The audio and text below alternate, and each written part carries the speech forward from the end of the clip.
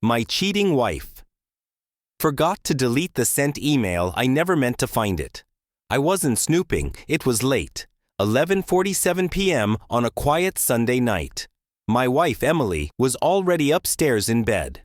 Lights off. She said she had a migraine. But something about the way she said it didn't sit right. Maybe it was how she avoided eye contact. Or maybe it was that faint trace of cologne on her scarf. Not mine. Not familiar. I couldn't sleep. So I went downstairs, sat at our shared desktop, the one we both used for bills and travel bookings. And there it was. She hadn't logged out of her Gmail. I hovered over the sent folder. My pulse quickened. 1 click. 1 second. And my world changed forever. Yes, darling, I miss you too. But I can't take the risk on Sunday in case my cuckold suspects something. Let's meet at our place on Monday at 11 a.m. And I promise I'll let you do what you've been wanting for a long time. I read it again. And again. Darling. Our place. Cuckold. She wasn't just cheating. She was enjoying it. The warmth drained from my chest. My hands trembled slightly. But I didn't rage. I didn't scream. I just stared at the screen, and I smiled. Because now, I knew. And what she didn't know was that I had just started planning too. Before all this, I thought love fell apart with shouting. Slammed doors. Someone storming out. But that's not how it ends. It ends quietly. When the person who once kissed you deeply now scrolls through their phone while you talk. When your jokes get weak, half smiles. When I love you sounds like good night. Automatic, flat, barely audible. Emily and I had been married 8 years. Stable, comfortable. At least, that's what I thought. 6 months ago, the cracks started. She traveled more for work. Business trips, vague hotels, no receipts. Co-workers she mentioned once, and never again. One night, while she was out of town, I noticed something. Her work email synced to our iPad. At first, I didn't mean to look, but then a preview popped up. Jason, last night was perfect. Wish I could wake up next to you again. Jason. Who the hell was Jason? The message vanished seconds later. She marked it read remotely. I tried not to jump to conclusions, but once you see the first crack, you can't stop looking for more. The little signs stacked up. Her gym bag had men's deodorant in it. A towel in her trunk smelled like cologne I didn't recognize. Her voice shifted on phone calls, sweet and professional near me, low and flirty when she thought I wasn't listening. I couldn't ignore it anymore.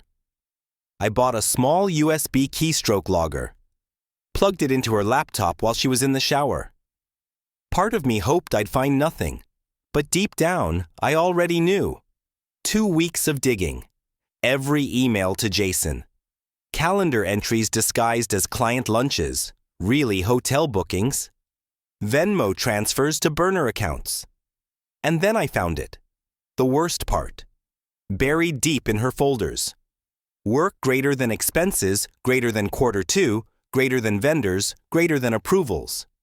Pictures, not just selfies. Her and Jason, naked, laughing, posing for the camera like they hit the jackpot. That night, the plan clicked. I wouldn't confront her. Not yet. I'd let her feel safe, clever, invincible. And then I'd bring the whole house down. I didn't sleep much that week, but for the first time in months, I smiled. When you stop playing the fool in someone else's game, the world gets very clear. I spent the next 5 days calmly setting my plan in motion. Step by step. Patient. Precise. Like preparing for a job interview where the only goal is her complete ruin. First step, surveillance. I bought a small motion-activated 4K camera. Hid it inside the smoke detector in our bedroom, pointed directly at the bed. I tested the feed. Crystal clear. Just in case, I installed a second camera inside the lamp on her nightstand. She never dusted that lamp anyway. She wouldn't suspect a thing. Monday morning came. The day she promised Jason they'd meet. I kissed her on the forehead before work. "You look beautiful today," I said. She smiled that distant, distracted smile cheaters give. "Thanks, babe," she mumbled, not even looking up from her phone. As soon as she left, I activated the cameras, set everything to record. Then I left too. Or at least, that's what she thought. Instead, I parked my car 2 blocks away and watched everything live on my phone. At 10:55 a.m., a black SUV pulled into our driveway. Jason. I knew his face by now, way too well. He stepped out, confident, casual, like he belonged. He knocked once, then let himself in. Perfect. I hit record on both cameras. Second step, witnesses. That morning, I'd called Emily's sister Megan, pretended I was planning a surprise birthday for Emily, asked her to stop by around noon and bring their mom. They thought we were still happily married. That illusion was about to end. At 11:23 a.m., I watched Jason and Emily enter our bedroom. They laughed. She tossed her sweater on the floor, climbed onto the bed. They kissed like this was routine. I felt nothing. No heartbreak. Just cold anticipation. And then, the audio picked up exactly what I needed. Jason. He really still has no idea. Emily laughing. None. He still kisses me like I'm his dream guy. Poor bastard thinks I have cramps this week. Jason smirking. You're so bad. Emily. And he's so boring. You, on the other hand. That was enough. I called Megan. Change of plans, I said calmly. Come now, bring Mom. I need to show you both something. By the time Megan and Emily's mom pulled into the driveway, the show was already halfway through. I met them at the door, doing everything I could to stay calm while adrenaline surged through me. Is Emily home? Her mom asked, smiling. She is, I said. But before we surprise her, there's something I need you both to see. They followed me inside, still laughing and chatting. They had no idea what was waiting for them. I led them not to the kitchen, but into my home office. Megan frowned. What's this? I pointed at the monitor and hit play. At first it was silent. Footage of Emily and Jason kissing, laughing, undressing, pulling each other close on our bed. Then the audio kicked in, right on time. Poor bastard thinks I have cramps this week. For a moment, silence. Megan gasped. Her mother's hand flew to her mouth. Oh my God, she whispered. I said nothing. I let them watch. And while they did, I quietly walked down the hall toward the master bedroom. I didn't knock. I pushed the door open. There they were, scrambling to cover themselves, faces twisted in panic, shame, fear, confusion. Emily froze. Her face went pale. Wait, what are you? How did you? Jason backed up, stumbling toward the window, half naked, like a coward caught in the middle of a robbery. I just smiled. Calm, cold, like a man who had waited for this moment. You said I'd never find out, I said softly. But I did. And now, Emily, you're going to lose everything. Then I stepped aside and let her mother and sister walk in. Emily stood there, frozen. Her mother didn't scream, didn't cry. She just stared at her daughter, eyes full of deep, crushing disappointment. You're not the woman I raised, she whispered. Megan didn't say a word. She turned around and walked away. Left her sister standing there, alone in a bed of betrayal. The fallout wasn't immediate. It never is. True revenge isn't loud. It seeps in quietly, like rot behind the walls. Emily didn't chase after me. Not that day. She stayed there, half covered, trapped between the judgment of the two women who once loved her most, too ashamed to even look them in the eye. When I returned to the living room, Megan was standing by the door.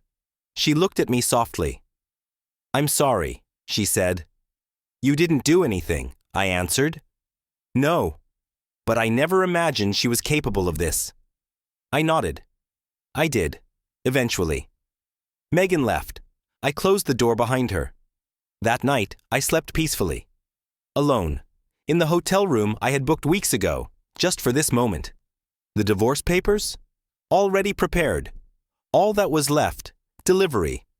And I had the perfect messenger, my attorney, armed with full video evidence and an ironclad prenup.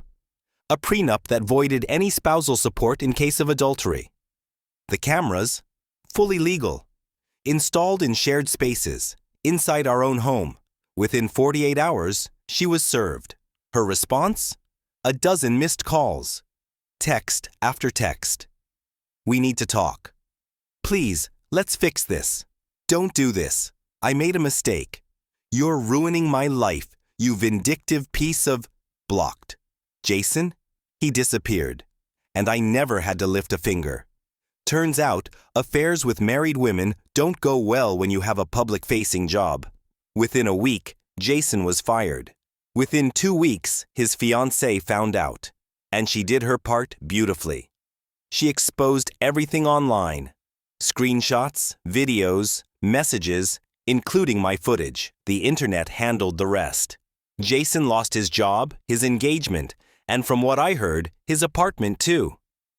Emily moved back in with her mom. For a while. But shame has weight. And when it shares your blood, it grows heavier. Her mom told friends, she needs space from the toxicity. Her sister never spoke to her again. And me? I thrived.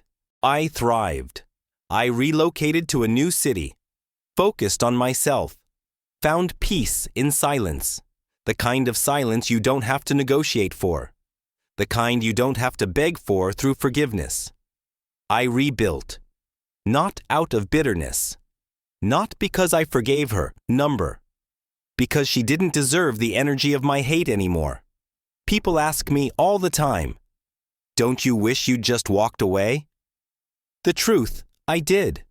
But only after I made sure the people who destroyed my life understood the cost of burning something they never built. I didn't burn her life down out of anger. I simply exposed the truth, so no one else would have to live inside the lie I once called a marriage. Because betrayal doesn't just hurt. It rewrites your entire reality. It takes the late-night talks, the laughter, the trust, the loyalty, and drowns them in doubt. Unless you control the ending, you carry that weight forever. I refused to carry it. I dropped it at her feet and walked away clean. If you've ever been betrayed, you know how deep that wound cuts. But what matters is what you do with that pain. So ask yourself, was this revenge justified? If you think so, smash that like button. Subscribe for more true jaw-dropping stories. And share this video with someone who needs to hear this. You don't have to scream to make a point. Sometimes, silence echoes louder than any lie. Thanks for being part of my story. Stay sharp. Stay strong. And remember, not every story ends with forgiveness.